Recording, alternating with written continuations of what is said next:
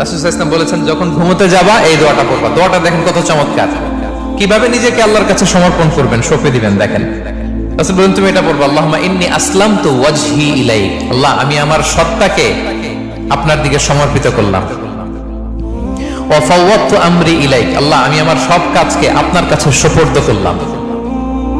ওয়া আলজাতু যাহরি ইলাইক, আল্লাহ আমার পিঠকে আমি আপনার কাছে আশ্রয় রাখলাম। সুবহানাল্লাহ করবেন না? আমরা যখন ঘুমাই আমাদের পিঠটা বিছানার মধ্যে লাগাই না?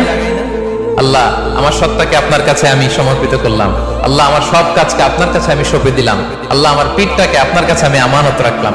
লা মালজা ওয়ালা মানজা মিনকা ইল্লা ইলাইক, আল্লাহ আপনি ছাড়া আশ্রয় দেওয়ার কেউ নাই, আল্লাহ আপনি ছাড়া আমাদের মুক্তি দেওয়ার কেউ নাই। আল্লাহ আপনি যে রাসূল পাঠিয়েছেন সে রাসূলের প্রতি আমি ঈমান আনলাম।